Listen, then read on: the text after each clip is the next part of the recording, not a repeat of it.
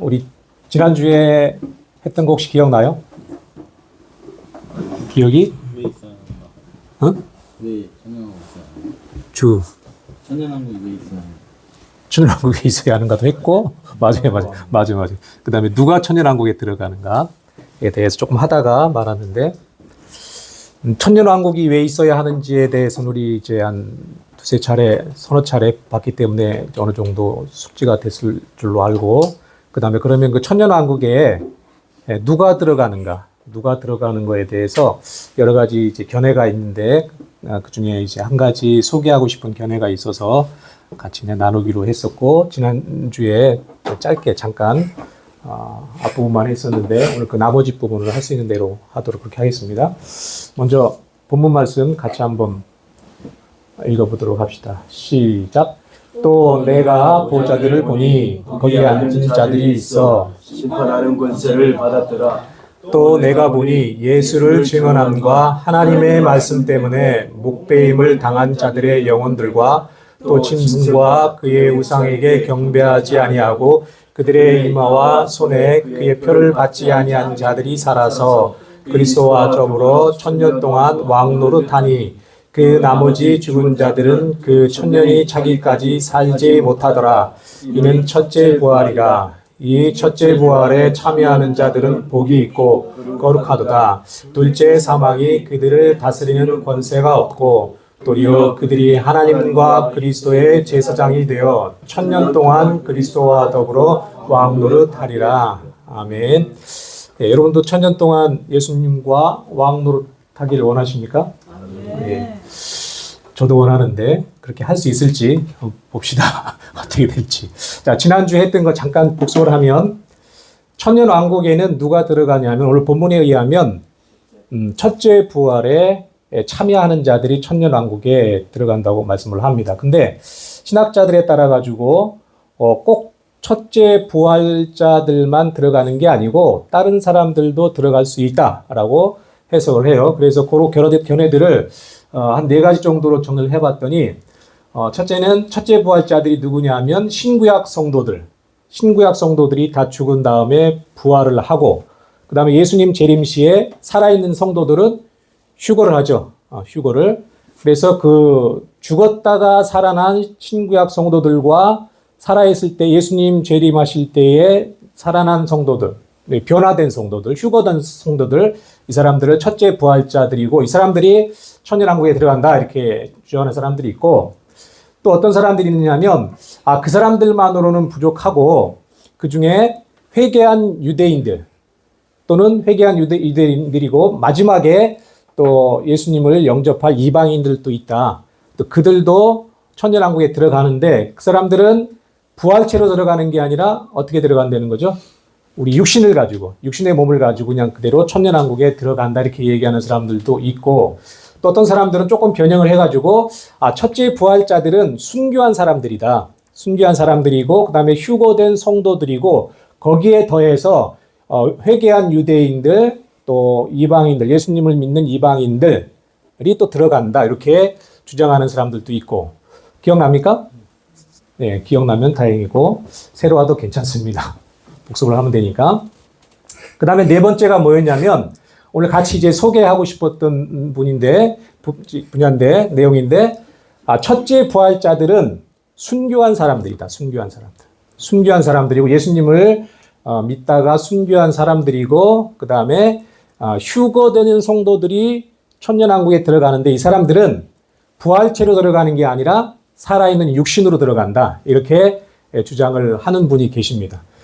첫째 부활한 사람들은 순교자들이고 신구약 성도 다가 아니고 순교자들이고 그다음에 거기에다가 플러스 휴거한 성도들이 육신으로 들어간다는 거죠.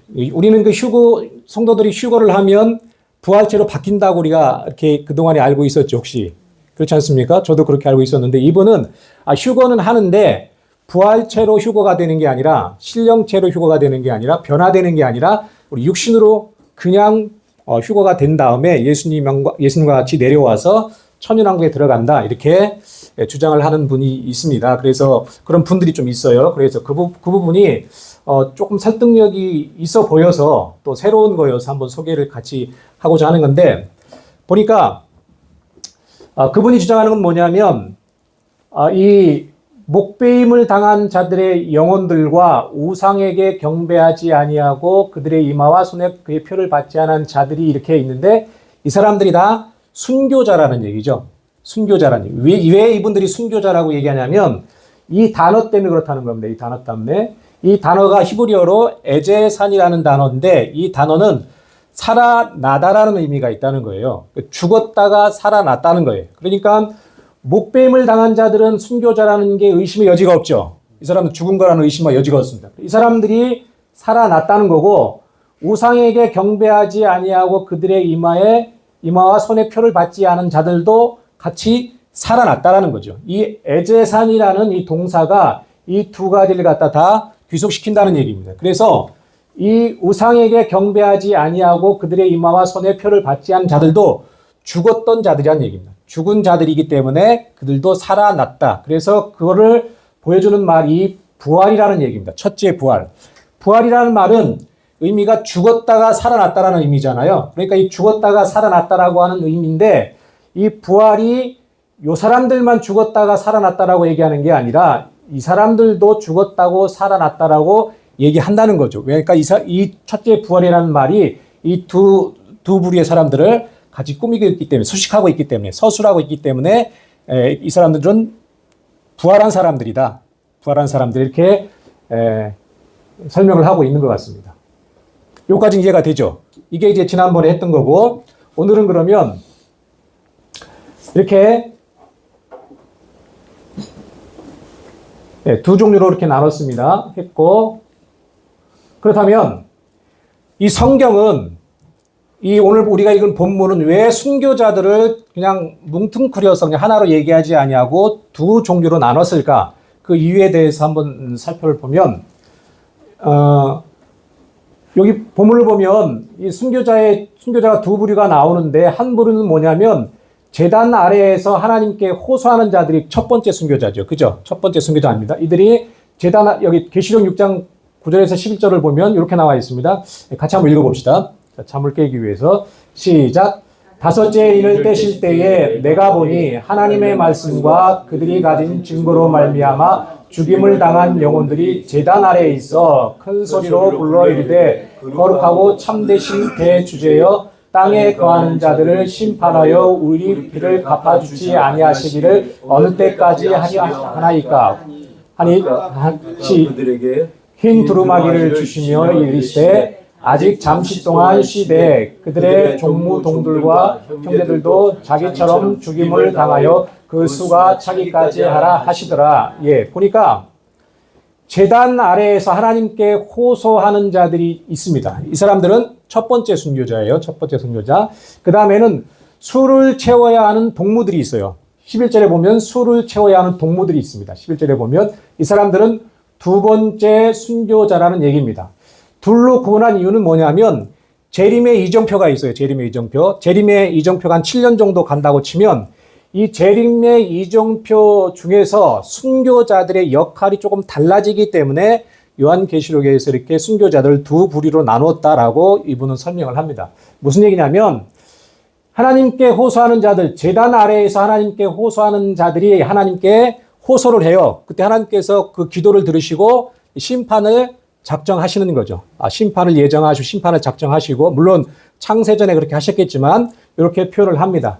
하나님의 심판을 호소하는 자들이 있는 반면에 동무종들, 수를 채워야 하는 동무종들은 그 미리 죽은 순교자들이 하나님께 호소하고 있을 때에 하나님께 잠깐 기다리라고 얘기하잖아요. 그러면 이 동무종들이 순교를 당하면 이게 하나님의 심판을 내리시는 직접적인 동인이 된다는 겁니다. 이 사람들이 순교를 하면 하나님께서 작정하셨던 심판을 내리시기 시작하신다는 거예요. 역할이 달라지는 거죠. 그죠? 먼저 순교한 자들은 하나님께 심판을 호소해요. 그래서 하나님의 마음을 움직이신다라고 표현을 합시다. 하나님의 마음을 움직여요. 그리고 하나님께서 그래 너희들의 기도를 듣고 내가 심판할 거야 하고 하나님이 스탠바이하고 계셨다가 동무종들이 순교를 당하는 그 순간 하나님께서 이제 때가 됐다라고 하시면서 심판을 내리기 시작하신다는 거예요. 그래서 순교자들이 역할이 달라지는 거죠. 그래서 두 종류로 나누어서 요한계시록에서 표기를 하고 있다, 설명을 하고 있다라고 이분은 말씀을 합니다. 그렇듯합니까? 그렇듯한 것 같죠? 전혀 안 그럴듯해요? 난 그럴듯한 것 같은데. 자, 좌우지간. 믿거나 말거나.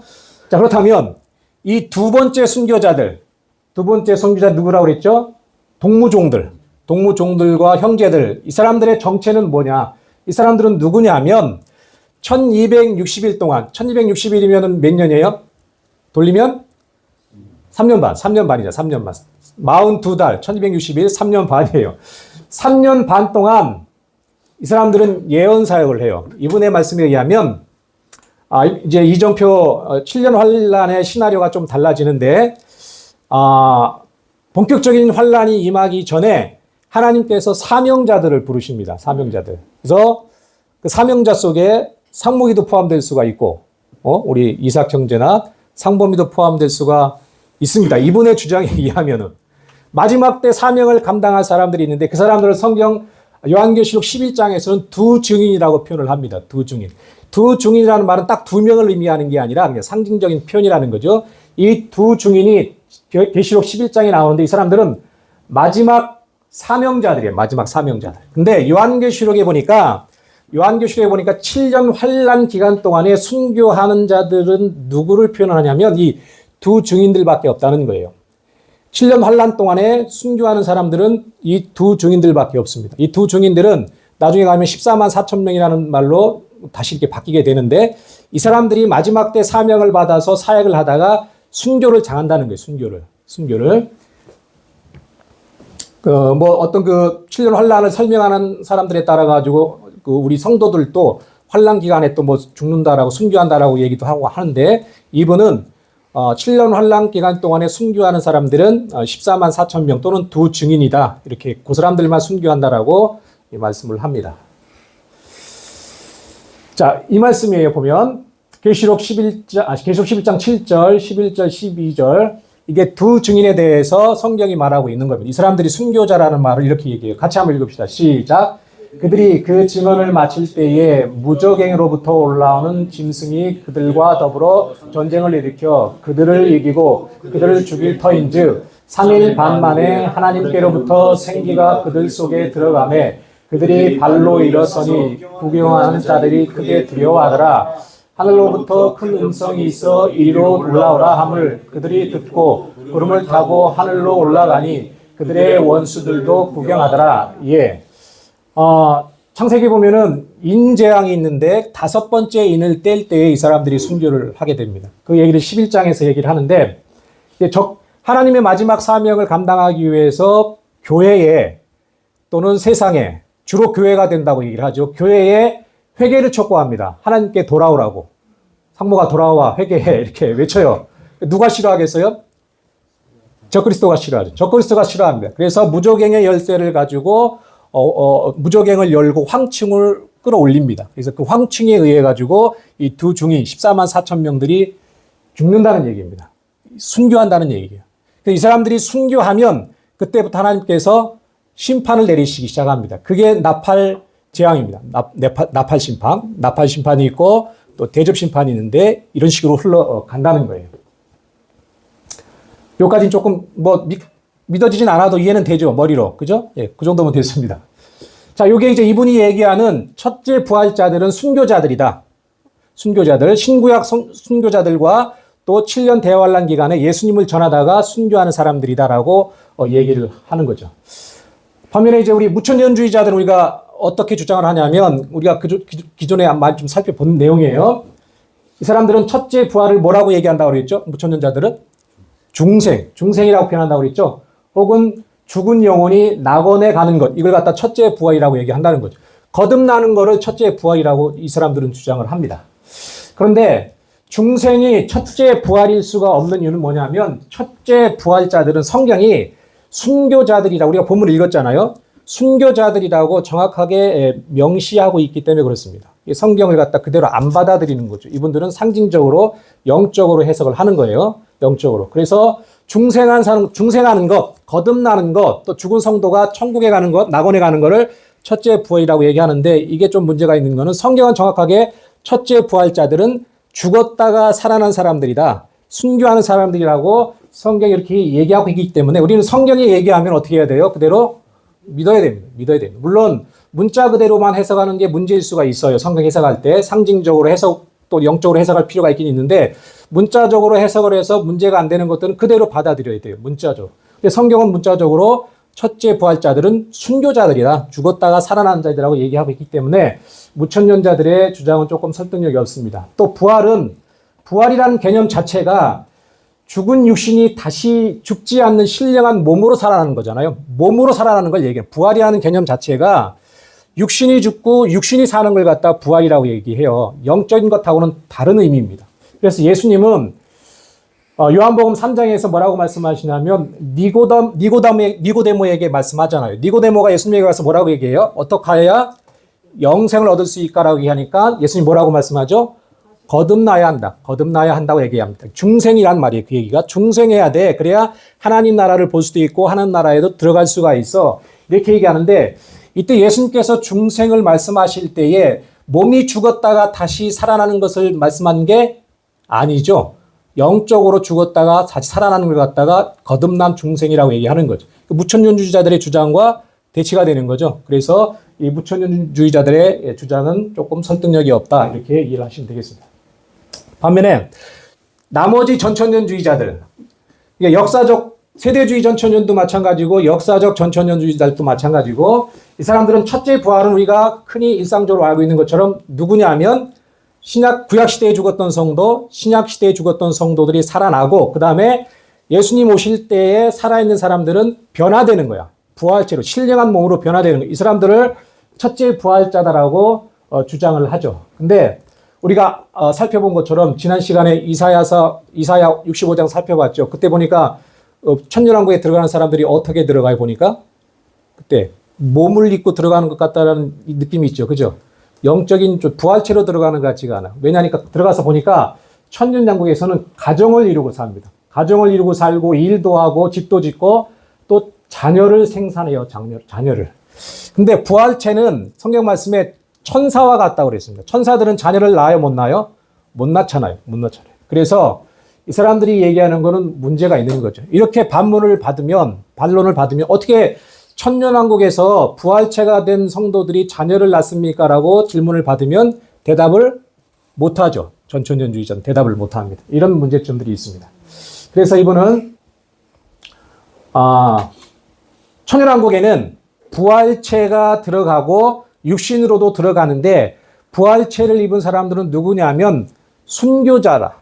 모든 성도가 아니고 순교자다. 그리고 육신으로도 들어간다. 그때 살아있는 성도들이 육신으로 들어간다. 그래서 그 안에서 똑같이 이 땅에서 사는 것처럼 삽니다. 물론 죄도 없고 허물도 없는 시대이지만 그래서 자녀도 낳고 일도 하고 일상적인 생활을 한다는 거예요. 좀 설득력이 있지 않습니까? 이 첫째 부활자들이 들어가서 왕 노릇을 하잖아요. 근데 모든 사람들이 다 부활해서 천국에 들어가면 백성은 누군 거야 도대체? 모든 성도들이 다 들어가서 왕 노릇하면 백성도 있어야 될 거 아니에요? 백성은 누가 백성이 돼야 돼요? 내가 조금 생각이 짧은가요? 나는 그런 의문도 생기더라고. 그런 차원에서도 다스리는 사람들은 소수여야 될 것 같아. 그죠? 다스림을 받는 사람은 다수여야 될 것 같고 뭐 그런 생각을 해봤습니다.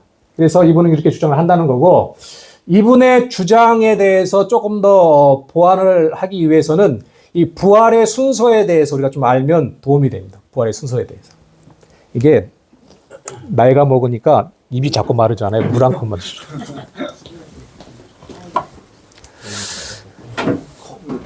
네.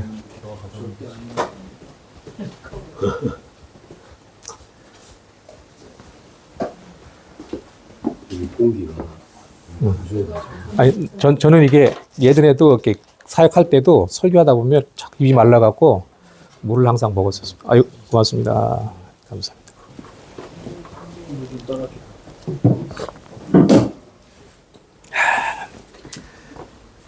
니들은 나중에 안 그럴 것 같지? 너희들은 그러지 마라. 열심히 오시네. 그때 오셨어요. 웃었어? 상복이? 자, 그래서 이분의 주장을 뒷받침할 수 있는 그 내용이 뭐냐면 그 부활의 순서입니다. 부활의 순서. 부활의 순서가 어떻게 진행되는지에 대해서 우리가 조금 알면 이분의 말이 조금 설득력이 있네라는 어떤 그 이해를 갖게 됩니다. 그래서 부활의 순서에 대해서 좀 보기를 원하는데 그 말이 부활의 순서가 어디에 나와 있냐면 고린도전서 15장 22절, 26절, 50절, 52절에 나옵니다. 근데 이 부활의 순서에 대해서 나온 성경은 성경 전체 66권 중에 여기밖에 없습니다. 신약 성경에서도 부활이 어떤 순서로 어떤 순차로적으로 일어날 거야라고 말씀하시는 계시는 이 고린도전서 15장 요 말씀밖에 없습니다. 그래서 부활의 순서를 우리가 알고자 할 때에는 요 본문을 중심으로 또 이걸 가지고 우리가 이해를 하고 살펴봐야 합니다. 같이 한번 읽어봅시다. 본문이에요. 시작. 아담 안에서 모든 사람이 죽은 것 같이 그리스도 안에서 모든 사람이 삶을 얻으리라.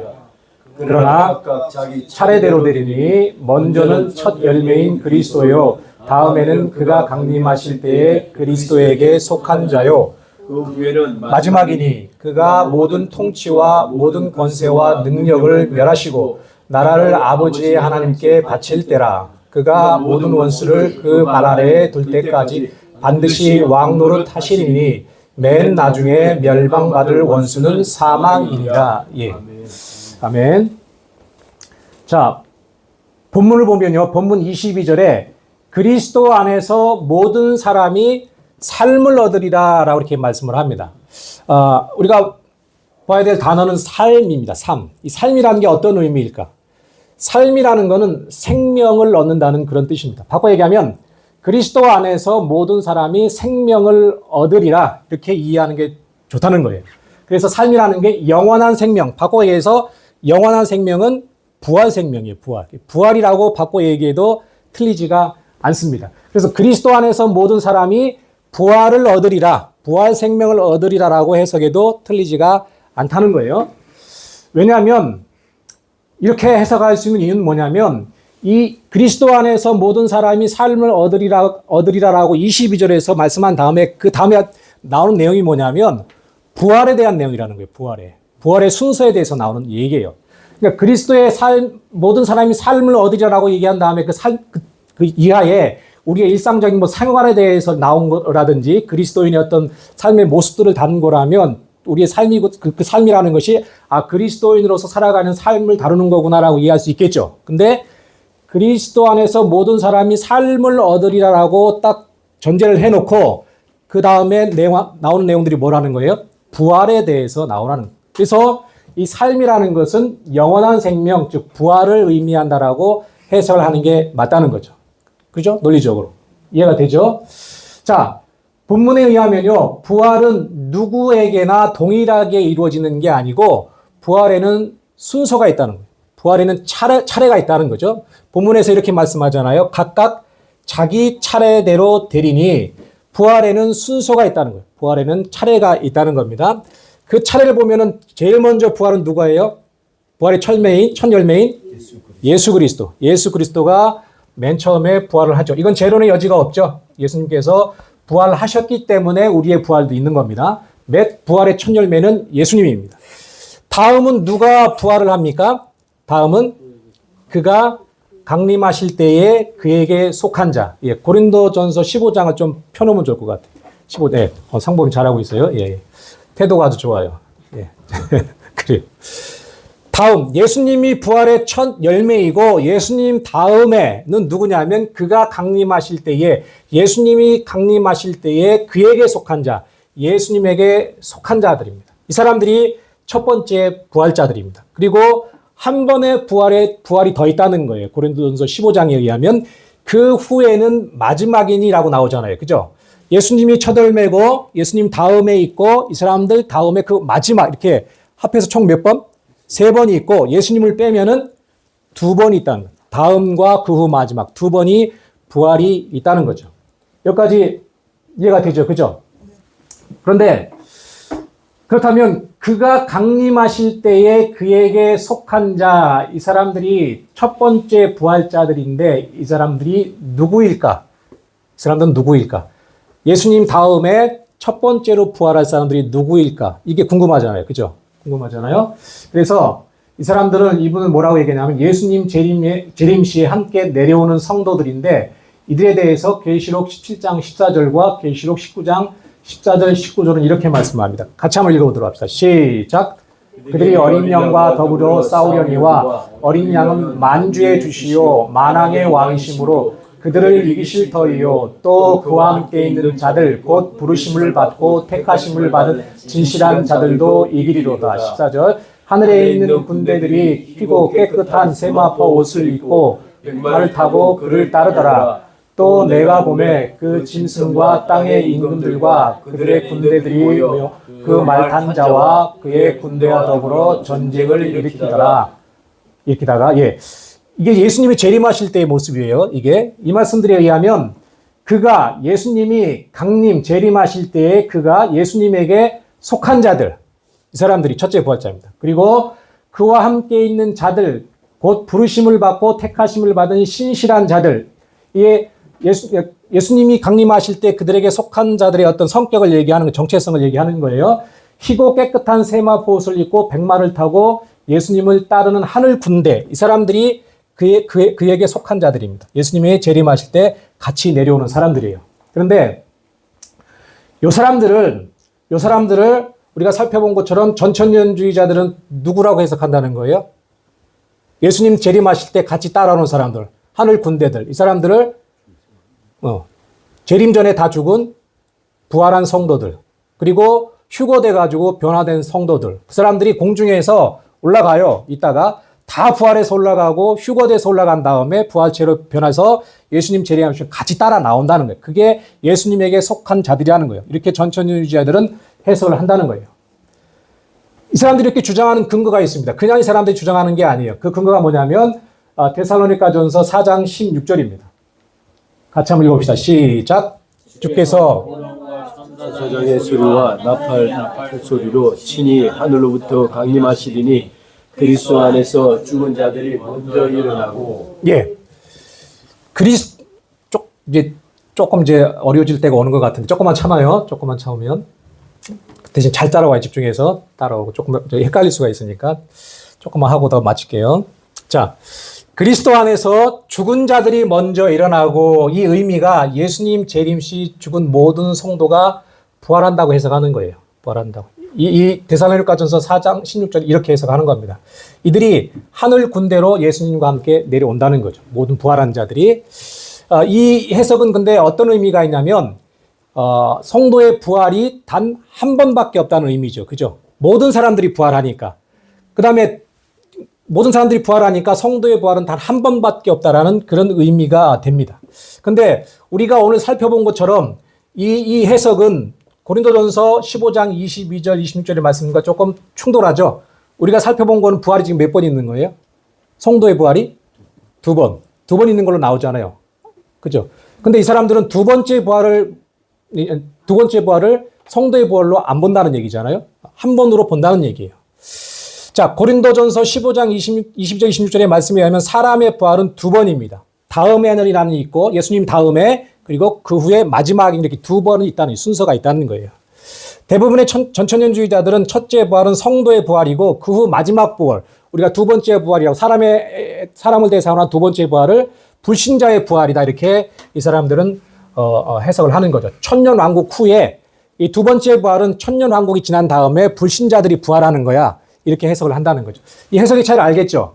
민 목사님의 해석과 전천년주의자의 해석을 알겠죠? 다르다는 것. 그러나 본문, 아까 얘기한 것처럼 고린도전서 15장 22절 20절의 부활의 순서를 보면 첫째 부활도 둘째 부활도 다 성도의 부활로 해석을 해야 된다는 거죠. 왜냐하니까 그리스도 안에서 삶을 얻으리라고 이렇게 말씀을 하고 있는데 그 삶이라는 것이 곧 부활을 의미하는 거고, 그렇죠? 부활을 의미한다는 얘기죠. 그래서 바울은 지금 부활의 순서에 대해서 얘기하는 거야. 부활의 순서에 대해서. 그죠? 부활의 순서에 대해서 얘기하는 거기 때문에 첫째 부활도 성도의 부활이고 둘째 부활도 성도의 부활로 봐야 한다는 겁니다. 성도의 부활이 한 번으로 끝난다면 이 고린도전서에서 두 번의 부활의 순서를 얘기한 거는 틀린 거죠. 의미가 없는 거, 논할 필요가 없는 거죠. 그죠? 따라서 마지막 부활, 즉 두 번째 부활도 성도의 부활로 봐야 되는 본문 문맥에 따라서 해석을 해보면 그렇다는 거예요. 여기까지 납득이 됩니까? 바울은 지금 성도에 대해서 관심을 갖고 있는 거예요. 고린도전 15장에서 성도에 대해서 관심을 갖고 있고 성도가 어떻게 부활하는지에 대해서 지금 관심을 갖고 있는 거지 불신자들에 대해 부활에 대해서는 지금 바울은 관심사가 아니라는 거예요. 지금 고린도 15장은. 어떻습니까? 저는 설득이 됐습니다. 여러분들은 안 되면 말고. 그러나 자,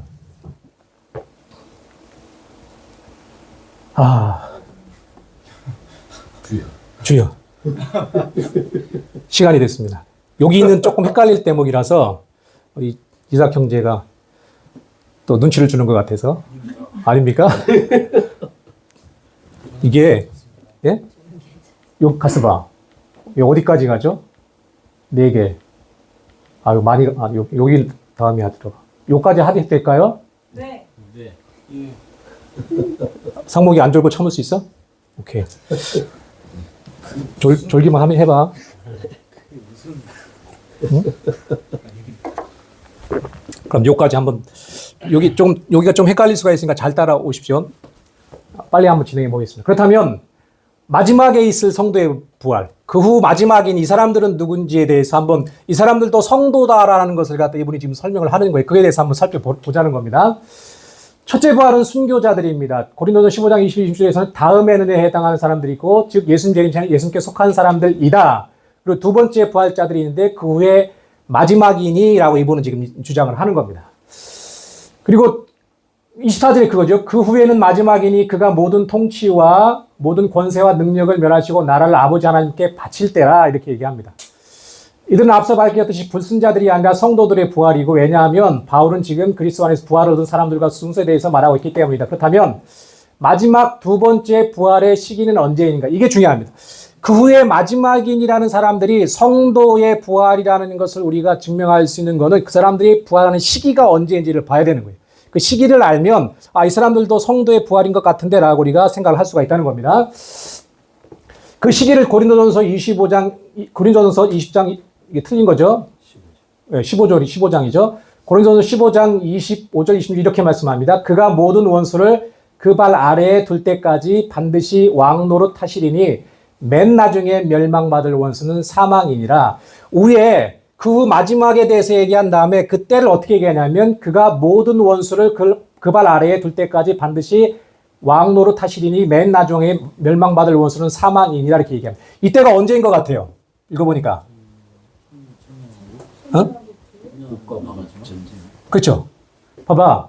원수를 발 아래 두는데 예수님이 원수를 발 아래 둘 때가 언제예요? 완전히 원수를 발 아래 둘 때는 천년왕국이 끝나고 옵니다. 끝나고. 백보자 심판 때. 그때가 해당되는 겁니다.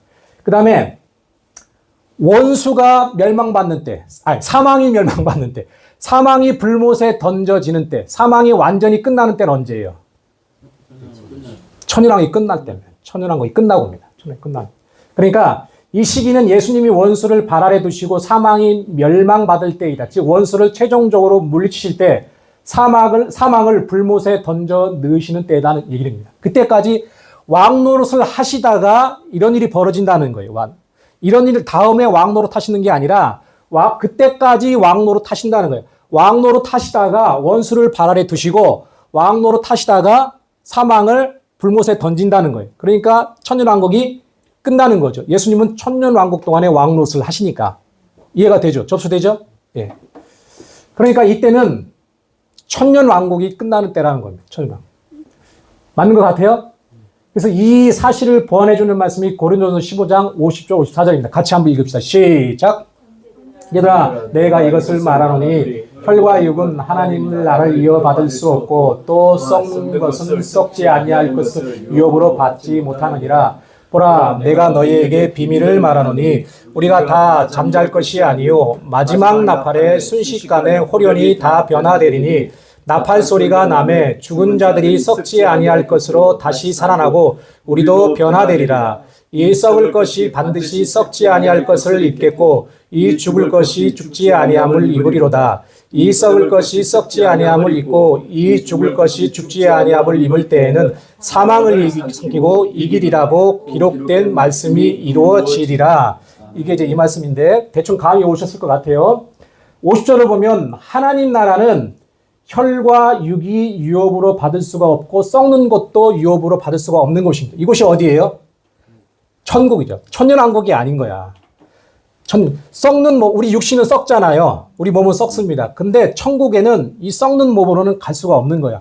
이 고린도전서 15장 50절 말씀이 그걸 얘기하는 겁니다. 그러니까 혈과 육이 유업으로 받을 수 없고 썩는 것도 유업으로 받지 못하기 때문에 이곳은 천국이기 때문에 반드시 어떻게 되는 거예요? 그때는 부활을 해야 되는 거예요. 변화를 받아야 되는 거예요. 혈과 육, 그리고 썩는 것은 우리의 몸을 의미하는데 천국은 우리의 썩을 육신의 몸을 가지고는 들어갈 수가 없습니다. 때문에 천국에 들어가기 위해서는 반드시 부활체로 변해야 합니다. 천년왕국이 아니라 천국에 들어가기 위해서는 반드시 부활체로 변화를 해야 됩니다. 변화해야 됩니다. 이 부활이 고린도전서 15장 24절에서 그 후 마지막에 있을 성도의 두 번째 부활이다라고 말씀을 하는 거예요. 즉 마지막 나팔이 불면 죽은 자들은 부활하고 살아있는 자들은 변화받는다. 이것을 51절에서 비밀이라고 말씀을 한다는 겁니다. 그러니까 그 당시에 육신으로 들어간 자들이 있잖아요.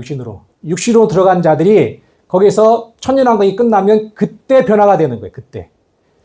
예수님 재림 때 변화가 되는 게 아니고 천년왕국이 끝나면 그때 변화가 되고 그때 누가 부활해요? 천년왕국이 끝나면 예수님 안에서 죽은 성도들. 순교자들 말고 성도들이 낙원에서 안식을 취하고 있다가 이때 부활을 한다는 겁니다. 그래서 중요한 것은 이 마지막 부활 때가 언제인가 하는 것인데 본문은 이때를 예수님 재림 때라고 말하지 않는다. 이때를 본문은 이렇게 말씀하죠. 51절 같이 한번 읽어봅시다. 시작. 요것만 읽어봅시다. 때에는 시작. 때에는 사망을 삼키고 이기리라고 기록된 말씀이 이루어지리라. 이때가 두 번째 부활이 있는 때를 얘기하는 거예요. 두 번째 부활이. 근데 이때가 언제라는 겁니까? 사망을 삼키고 이기리라고 기록된 말씀이 이루어지는 때라는 거예요. 사망을 삼키고 이기리라는 말씀은 원래 어디에 나와 있는 말씀이에요? 이사야서 25장 8절에 나와 있는 말씀을 이때 요한이 갖다가 차용한 거예요. 이때가 언제냐는 것이죠. 이때가 바로 천년왕국이 끝나고 하나님이 마지막 심판할 때, 사망을 심판할 때라는 거죠. 그래서 이 말씀을 계시록 20장 14절에 이렇게 말씀합니다. 같이 읽읍시다. 시작. 사망과 음부도 불못에 던져지니 이것은 둘째 사망 곧 불못이라. 사망과 음부가 불못에 던져지는 때가 있는데 이게 둘째 사망인데 이때가 언제냐면 천년왕국이 끝나고 백보자 심판이 있을 때 그때 이런 심판이 이루어진다는 겁니다. 그 얘기죠. 사망과 음부가 불못에 던져지는 때는 언제입니까? 예수님 재림 때가 아니라 천년왕국 후 백보자 심판 때이다. 그리고 마지막에 있을 성도의 부활은 천년왕국 후에 있게 된다는 겁니다. 이상을 요약하면 첫째 부활자들은 주님 재림 때 부활할 순교자들이고 이들은 천년왕국에서 주님과 함께 왕노를 탄다. 두 번째 부활자들은 천년왕국이 지난 후에 백보자 심판 시에 그리스도 안에서 죽은 모든 성도들이다. 이렇게 이분은 주장을 하는 거죠. 자, 20절 계시록 20장 5절 같이 한번 읽어봅시다. 시작. 그 나머지 죽은 자들은 천년이 차기까지 살지 못하더라. 이렇게 말씀하는데 이 말씀은요. 천년이 찬 후에는 어떻게 된다는 얘기예요. 천년 동안 살지 못하니까 천년이 지나면 역으로 살아난다는 그런 의미잖아요. 한축되어 있는 거잖아요. 그 나머지 죽은 자들은 그 천년이 차기까지 살지 못하더라는 말씀에는 천년이 지나면 그럼 살아난다는 겁니다. 이게 둘째 부활자들이라는 거죠. 그죠? 자, 요한복음 5장 28절 29절 이렇게 말씀합니다. 이를 놀랍게 같이 읽읍시다. 시작. 이를 놀랍게 여기지 말라. 무덤 속에 있는 자가 다 그의 음성을 들을 때가 오나니 선한 일을 행하는 자는 생명의 부활로 악한 일을 행하는 자는 심판의 부활로 나오리라. 자, 이 말씀에서 생명의 부활과 악한 일을 행한 자의 심판이 같이 일어난다는 느낌이 있죠. 그죠? 생명이 있는 자와 악한 일을 한 자들이 같이 부활을 해서 심판을 받는 거예요. 이때가 언제라는 거예요? 두 번째 부활 때. 예수님 믿다가 죽은 자들이 일어나고 믿지 않다가 죽은 자들이 같이 일어난다. 같이 일어나서 심판을 받는다는 얘기입니다. 또 계시록 20장 한번 또 읽어봅시다. 시작. 또 내가 크고 흰 보좌와 그 위에 앉으신 이를 보니 땅과 하늘이 그 앞에서 피하여 가는 데 없더라. 또 내가 보니 죽은 자들이 큰 자나 작은 자나 그 보좌 앞에 서 있는데 책들이 펴 있고 또 다른 책이 펴졌으니 곧 생명책이라. 죽은 자들이 자기의 행위를 따라 책들에 기록된 대로 심판을 받으니. 예. 책들이 펴져 있습니다. 생명책이 펴져 있고 또 책들이라는 거는 행위책입니다. 우리 행위가 기록되어 있는 것이고 책은 생명책입니다. 이게 같은 시간에 같은 때에 있을 것이라는 어떤 뉘앙스가 있죠. 이 말씀에서. 그죠? 따로따로 나누지 않습니다. 생명책과 생명책들이 같이 놓였다라는 거는 같이 심판한다는 거예요. 그렇다는 거는 어떤 존재가 있는 거예요? 그때 같이 부활한다는 거예요. 같이. 납득이 됩니까? 예. 그래서 이분은 고린도전서 5장을 통해 가지고 부활은 세 개가 있다. 첫째 부활 예수님이 있고 이건 예수님이니까 우리가 제외를 합시다. 그다음에 사람의 부활은 두 번째가 있다. 두 개가 있다. 예수님 외에 그 다음에 그 마지막이니 이렇게 얘기하고 있는데 이 그 마지막이 누구냐면 나중에 천년왕국이 지난 다음에 불신자들과 같이 부활하는 성도들이다. 첫째 부활자들은 천년왕국에 들어가서 왕 노릇을 하는데 이 사람들은 순교자들이다. 이렇게 해석을 합니다. 그 근거를 갖다 우리가 살펴본 거예요. 그 부활의 순서에 대해서 살펴본 것이고 쭉 살펴봤습니다. 이해가 됐습니까? 믿어집니까? 안 믿어줘도 상관없습니다. 그래서 소개를 했고 참고를 하시고 저는 물론 이분의 주장이 다 100% 완벽한 건 아닌 것 같더라고요. 보다 보니까 조금 의문점이 있는 것들도 있긴 있으나 우리 역사적 전천년주의에서 얘기한 여러 가지 문제점들에 대해서 상당히 보완을 했다라는 그런 성경적으로 좀 보완을 하신 것 같다라는 느낌을 받아서 제 나름대로는 설득력이 있었습니다. 여러분들도 이 첫째 부활자가 누구이고 둘째 부활자가 누구인지에 대해서 좀 알면 조금 신앙생활에 도움이 될 수 있을 겁니다. 한번 기도하시면서 여러분들이 성경 본문을 연구할 수 있으면 연구하고 이사경제도 연구할 수 있으면 연구하고 물론 우리 목사나 교사들이 할 부분도 있긴 있겠지만 본인들이 적성을 가지고 읽고 책도 보고 하셔서 이게 꼭 우리의 뭐 구원과 연관된 건 직접적으로 연관된 건 아니지만 우리의 그 신앙생활에 유익이 될 수가 있습니다. 제대로 아는 거는. 그래서 유익을 받는 여러분들 되시기를 바라고 다음 주에는 한 가지 못한 거 이게 성도의 신령철의 변화가 뭐냐 우리가 살아있는 육신들이 이렇게 변화되는 거 우리가 그동안에 오늘 다른 내용이 포함되어 있긴 해요. 포함되어 있는데 조금 더 한번 우린 그러면 언제 변화되는가 살아있는 성도 그거에 대해서 잠깐 살펴보고 나머지 할 수 있으면 좋겠습니다. 그렇게 하도록 하겠습니다.